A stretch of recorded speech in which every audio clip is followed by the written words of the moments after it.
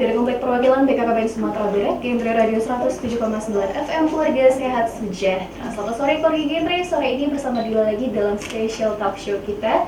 Hari ini hari Jumat, tanggal 25 September 2020. Wah, gak kerasa nih ya keluarga Genre, kita udah ada di akhir bulan ke-9 nih di tahun 2020 ini. Sebelumnya Dila pengen ngucapin selamat sore dan selamat bergabung untuk seluruh mitra radio afiliasi kita di berbagai kabupaten kota di Sumatera Barat. Yang pertama ada Pailan Radio di pesisir selatan, ada Total FM di Kabupaten 50 Kota dengan pendengar setia total. Ada Mitra Dharma di Dharma FM Damasraya, halo selamat sore. Ada Erik FM juga nih di Payakumbuh. Kemudian ada Taratak FM di Kabupaten 50 Kota dengan pendengar Taratak. Ada Dunsanak Minang di MFM Si Junjung. Ada Gesa FM juga nih di Kota Bukit Tinggi. Wah, kalau sore-sore pasti udah dingin ya. Selanjutnya ada Agro FM di Kabupaten 50 di Kabupaten Agam dengan mitra agro kita. Dan selamat sore juga untuk pendengar Delta FM di Darmasraya. Selanjutnya ada Radio Surya FM dengan sahabat Surya di Pasaman Barat. Ada Spasi FM di Pasaman Timur dengan pendengar Spasi. Dan selamat sore juga untuk pendengar di radio favorit FM di Si Junjung. Senang sekali keluarga Genre hari ini dapat berbincang kembali dengan narasumber kita yang luar biasa, udah berkali-kali datang ke studio kita. Siapa lagi kalau bukan sosok hebat di balik BKKBN Provinsi Sumatera Barat. Ada Ibu Insinyur Hajah Etna Estelita MSI di sini selaku Kepala Perwakilan BKKBN Provinsi Sumatera Barat. Selamat sore Bu. Selamat sore Dila. Assalamualaikum warahmatullahi wabarakatuh. Waalaikumsalam. Apa kabar Bu? Kabar alhamdulillah sehat-sehat saja. Masih sehat, masih bugar ya Bu? Iya. Masih fresh nih Bu kelihatannya. Walaupun dari tadi udah capek kegiatan seharian menyambut memperingati Hari Kontrasepsi Sedunia ya Bu. Dari tadi udah banyak banget kegiatan Bu, pergi ke sana kemari tapi masih dalam keadaan yang prima, pasti luar biasa banget nih keluarga Genre. Nah, hari ini kita bakal bahas-bahas atau berbincang dengan Ibu mengenai Hari Kontrasepsi Sedunia dan juga Hari Kesatuan Gerak PKK-KBKes. Benar sekali Bu. Nah Bu, sebelumnya nih Bu, Dila pengen tahu dulu nih Bu, atau keluarga Genre pasti kepo banget nih Bu dalam menyambut Hari Kontrasepsi Sedunia ini, apa saja sih Bu kegiatan yang dilaksanakan di BKKBN Perwakilan Provinsi Sumatera Barat? Oh iya, Dewan Hari Kontrasepsi Sedunia BKKBN ya, itu sebenarnya jatuhnya besok itu tanggal 26 September. Nah, tetapi hari tadi kita semua melaksanakan serentak se-Indonesia ya. Kalau tadi puncaknya kita melaksanakan senam sajuju. Senam sajuju. Nah, jadi senam sajuju ini dimulai dari melaksanakan senam sajuju. Senam sajuju. Nah, jadi senam sajuju ini dimulai dari seluruh provinsi mengirimkan videonya tentang senam sajuju ya. Seluruh 34 provinsi ikut semuanya. Kemudian ada jingle ya, dari anak-anak Genre juga ya. Nah, ini dilombakan di tingkat nasional. Oh, ini dilombakan tingkat nasional gitu. Tapi kita belum beruntung. Sumatera Barat nggak dapat dari yang juara satu tadi DKI ya. Oh, ini persiapannya udah lama Sudah gitu? lama memang. Gitu. Mungkin kita sebenarnya udah bagus, kalau menurut kita sih udah bagus, beberapa kali perbaikan. Tetapi mereka mungkin lebih bagus lagi ya, sehingga tidak dapat kita untuk meraih dalam 1 sampai 3 aja nggak ada harapan. Tapi ada favorit, itu Papua favorit. Karena Sajuju datang dari Papua ya. Iya, Nah, jadi makanya dia sudah lebih mapan dia untuk nari Sajuju senamnya. Nah, kemudian itu yang dilakukan untuk tingkat nasional ya. Nah, dari pusat juga diminta seluruh provinsi itu melaksanakan bulan MKJP. Bulan KJP artinya berapa ada target yang diberikan oleh pusat terhadap alat kontrasepsi, ada IUD, ada implan, ada juga MOP, ada juga MOW. Tapi target yang difokuskan itu adalah IUD dan implan. Nah, sampai hari tadi kita sudah mencapai 110%. Nah, 110% artinya sudah melampaui target kita ya. Masih ada diberi waktu sampai besok. Cuman orang lebih hebat juga lagi, ada sampai 250% saya lihat. Di mana itu, Bu? Di daerah timur sana. Jadi mungkin targetnya secara absolut sedikit mungkin ya. Kalau kita kan secara absolut banyak juga jumlahnya. Jadi sehingga yang penting kita sudah mencapai target ya. Lebih lagi 110%. Nah itu yang diagendakan oleh pusat untuk melaksanakan dalam rangka Hari Kontrasepsi Sedunia memeriahkan. Nah kemudian lomba tadi. Kemudian tadi kita melepas balon ya. Oke, pagi ya Bu. Pagi Aduh, itu sih kita melepas keren banget. balon biar orang tahu bikin bahwa BKKBN itu merayakan Hari Kontrasepsi Sedunia. Kita memasang baliho juga. Baliho di mana-mana untuk memberikan informasi kepada masyarakat bahwa Hari Kontrasepsi Sedunia itu tanggal 26 seperti itu ya. Dan ini perlu diketahui bahwa alat kontrasepsi itu, tapi kami tidak menampilkan alat kontrasepsi, tetapi hanya pernyataan saja, pernyataan saja. Jadi itu yang kira-kira dilaksanakan karena masa pandemi COVID-19 kita tidak bisa bergerak banyak ya, membatasi apalagi di Kota Padang sekarang cukup meningkat ya, jumlahnya tidak melandai tapi malah meningkat. Jadi ini sebenarnya memprihatinkan untuk program KB. Mana program KB itu selalu melaksanakan pelayanan. Nah, orang takut juga melaksanakan pelayanan KB. Nah, tetapi dengan protokol kesehatan yang bagus, yang ketat, seluruh masyarakat, seluruh keluarga ya harus mematuhi protokol kesehatan. Kalau keluar rumah pakailah masker. Kemudian cuci tangan ya, selalu cuci tangan, megang apa aja. Jaga jarak. Kalau pulang ke rumah mandi langsung cuci semuanya, dibersihkan. Nah jadi kalau kita menjaga protokol kesehatan dengan baik ya, itu mudah-mudahan sampai masa pandemi COVID kita terhindar dari COVID-19 seperti itu. Tetap aman ya Bu. Ya, tetap aman. Nah Dila juga sempat lihat nih Bu, baliho kita yang begitu luar biasa terpampang. Mungkin keluarga Gendre yang lewat ini jalan di dekat rumah makan Lamun Ombak. Di sana keluarga Gendre bisa lihat itu ada dalam rangka memperingati Hari Kontrasepsi Sedunia. Di situ foto Ibu cantik banget tuh Bu. Oh iya.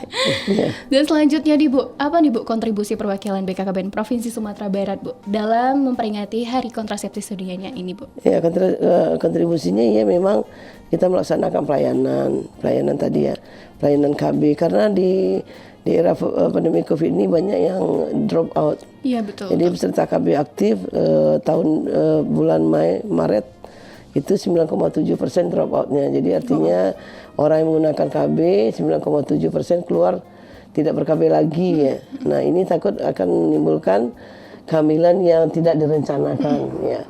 Kemudian sampai bulan Agustus kemarin itu sampai 12%. Wow. Jadi kalau meningkat terus ya. Nah ini dalam rangka Hari Kontrasepsi kita meminta seluruh petugas lapangan melaksanakan pelayanan ya.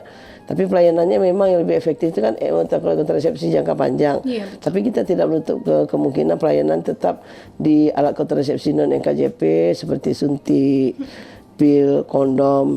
Jadi ini masih tetap dilayani karena sebenarnya efektivitas dari suatu alat kontrasepsi itu sebenarnya sama aja kalau si pemakainya itu disiplin. Misalnya pakai pil. Nah, seperti apa aturannya itu dilaksanakan seperti itu. Nah, kemudian mungkin pil alat kontrasepsinya kurang pasca salin ya, orang habis melahirkan itu ber-KB itu memang rendah sekali di Sumatera Barat. Nah, ini yang perlu kita tingkatkan melalui penyuluhan-penyuluhan atau KII yang diberikan oleh kader-kader kita. Nah, ini dilakukan ketika dia hamil, kita harus memberikan KII kepada mereka sehingga ketika dia mau melahirkan mereka sudah punya informasi, satu tekad lah ya untuk menggunakan alat kontrasepsi. Nah, ini perlu kita lanjutkan ya, walaupun tidak di acara kontrasepsi sedunia, tapi perlu dilanjutkan ke sampai Desember nanti. Iya, betul. Karena kalau pakai alat kontrasepsi MKJP itu lama, IUD bisa 8 tahun. Jadi anak-anak muda juga sebenarnya sebelumnya mau menikah juga harus tahu. Harus tahu ya Bu ya. Termasuk Dila nih Bu. Iya, Dila iyalah. Usia mau menikah kan. Sebentar lagi nih Bu, udah usia 22. Dan Bu, menyikapi tentang kontribusi kita tadi nih Bu, apa harapan Ibu terhadap masyarakat atau harapan dari peringatan Hari Kontrasepsi Sedunia ini Bu? Harapannya yaitu kita tuh yang pertama kita harus menjaga kesehatan ya, menjaga kesehatan karena terutama kesehatan reproduksi, Iya, betul. baik remaja ya, jaga kesehatan reproduksinya karena apalagi terhadap remaja yang perempuan ya, itu dia kan akan melahirkan anak-anak nanti ya. Nah kemudian dia harus merencanakan kehidupannya ke depan seperti apa. Nah kemudian di masa pandemi COVID seperti ini juga anak-anak remaja ya sebaiknya di rumah saja lah kalau tidak perlu sekali keluar karena lebih aman ya. Nah artinya kesehatan reproduksi itu perlu dijaga sejak mulai remaja, kemudian sampai dia berkeluarga, dan berkeluarga itu dia memang direncanakan dengan baik. Nah sampai dia mempunyai anak dan anak itu berkualitas, Betul. ya, jadi tidak stunting ya, karena kalau kawin di bawah umur nanti kemungkinan besar ada anaknya yang kematian ibunya tinggi, ada anaknya yang lahir prematur sehingga kekurang gizi, nah nanti akan jadi stunting seperti itu. Jadi harapannya dari kontrasepsi ini remaja juga paham ya apa itu apa itu alat kontrasepsi yang tapi tidak boleh digunakan ketika dia belum menikah.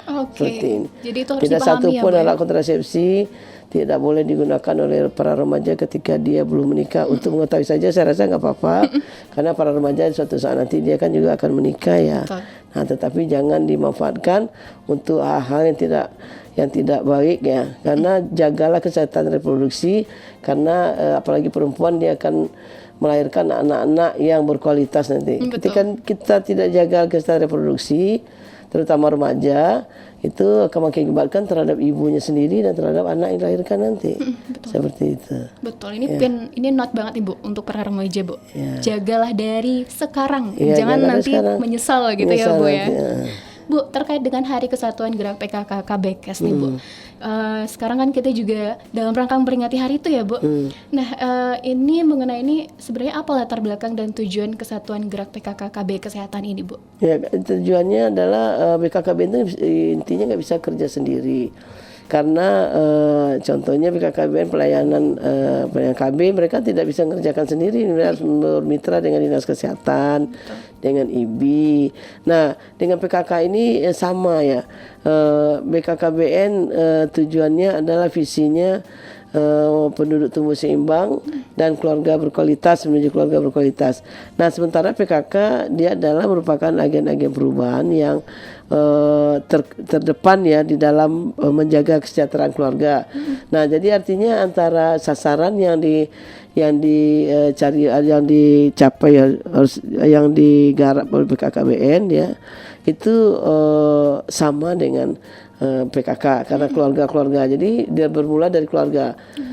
Kalau keluarga kuat ya bangsanya hebat ya kan. Betul. Nah apapun yang dilakukan oleh keluarga mulai dari dia berkeluarga sampai dia mendidik anaknya sampai remaja sampai dewasa, kalau dia merupakan keluarga yang harmonis, keluarga yang sakinah mawaddah warahmah, itu kan doa orang ketika keluarga. Nah ini antara BKKBN dan PKK itu sangat sejalan sekali. Jadi ada 10 program PKK-nya itu yang beririsan ya dengan BKKBN.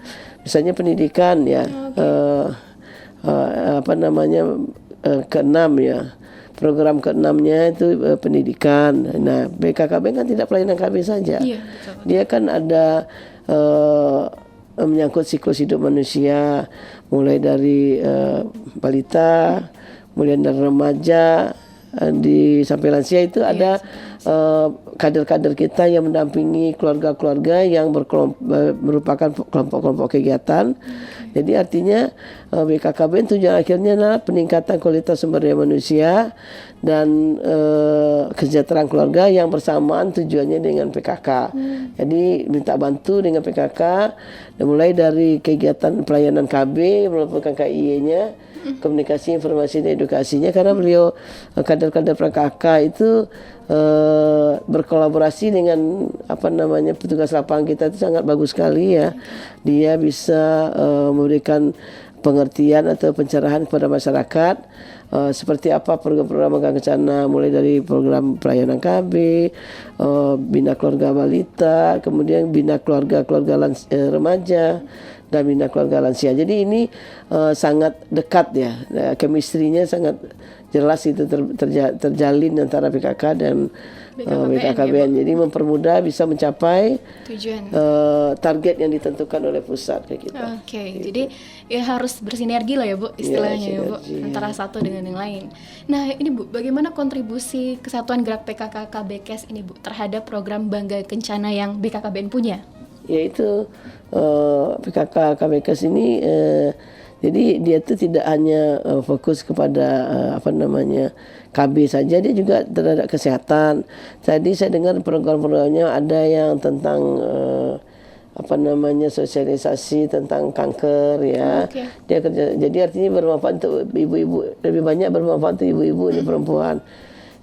Sosialisasi tentang kanker, karena kanker itu pembunuh nomor 1 di Indonesia ya kan. Jadi nah kemudian ini juga perlu, jadi misalnya sebelum kita melaksanakan sebenarnya, tapi anggarannya nggak ada sekarang, sebelum melaksanakan pelayanan KB kita harus sebenarnya melakukan IFATES dulu kan gitu. IFATES itu untuk mendeteksi dini kanker. Nah itu PKK dia punya program seperti itu juga. Nah itu sebenarnya bisa dikolaborasikan ya antara BKKBN dan PKK.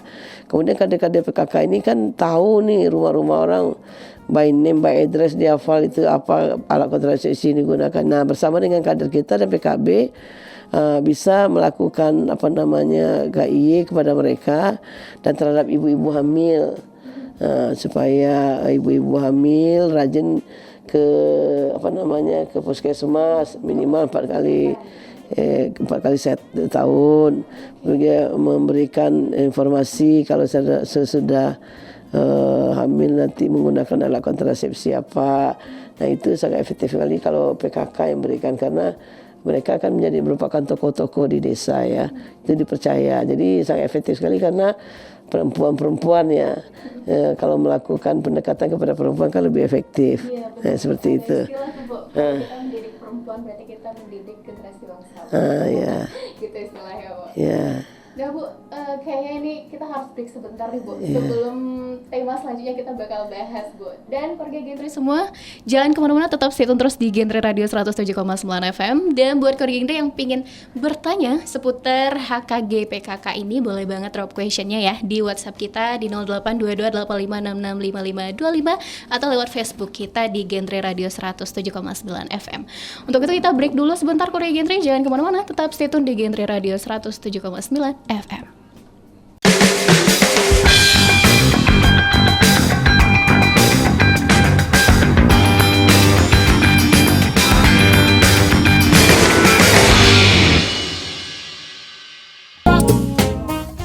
Dari Komplek Perwakilan BKKBN Sumatera Barat, Genre Radio 107,9 FM, keluarga sehat sejahtera. Keluarga Genre masih bersama Dila ya di special talk show kita sore hari ini, dan masih bersama dengan Bu Nana nih. Kita masih ngomongin soal HKG PKK, yang mana keluarga Genre nanti bisa banget bertanya soal tema kita hari ini lewat WhatsApp kita ya di 082285665525 atau lewat Facebook kita di @genreradio 107,9 FM. Masih di sini Bu Nana? Iya, Dila. Udah lesu nih Bu. Enggak, masih semangat ya Bu? Masih semangat lah. Masih semangat dong untuk keluarga Genre semua. Iya, untuk keluarga Genre. Betul.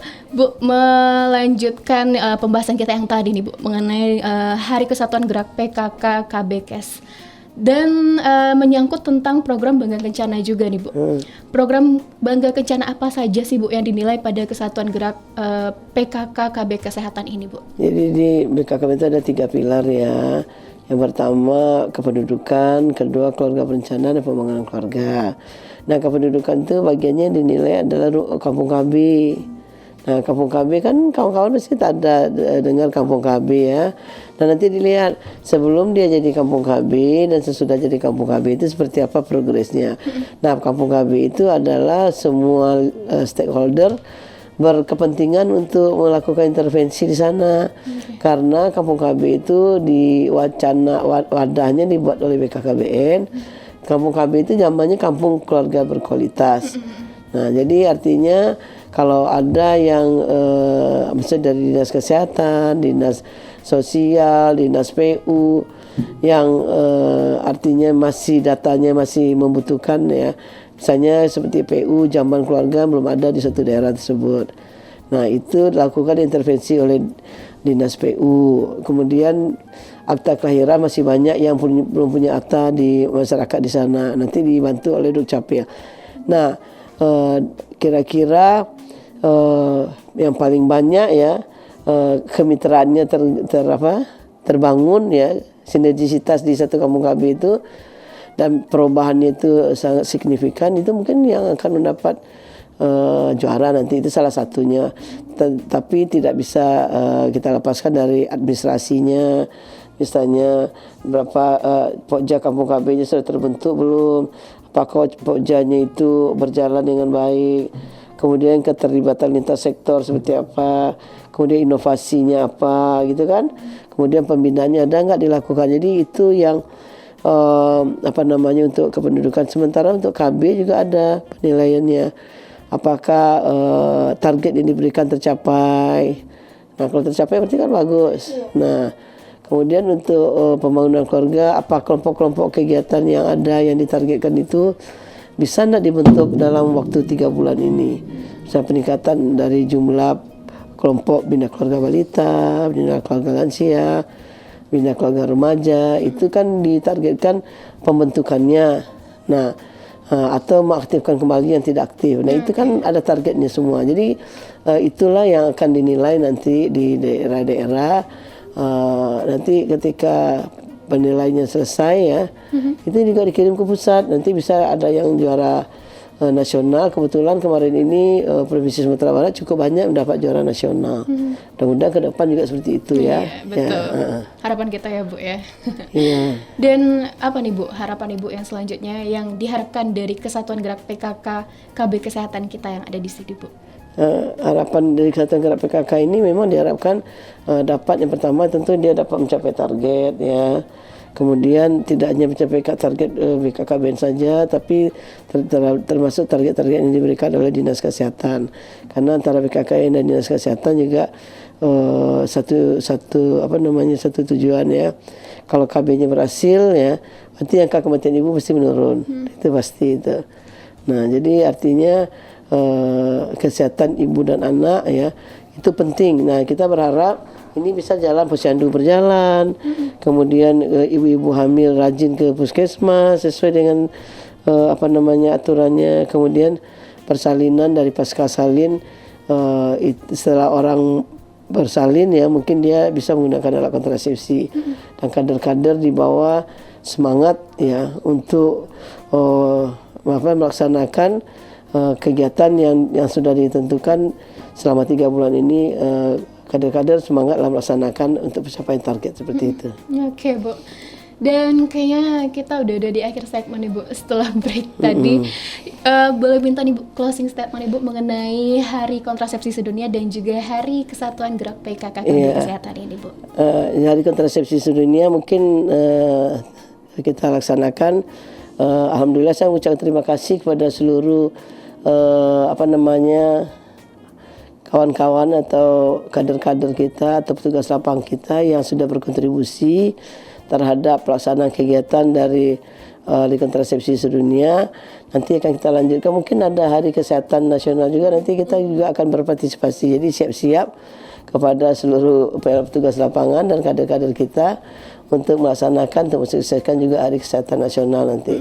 Jadi antara BKKBN dan kesehatan itu kan tidak boleh terpisahkan seperti itu ya. Betul. Itu untuk Hari Kontrasepsi Sedunia.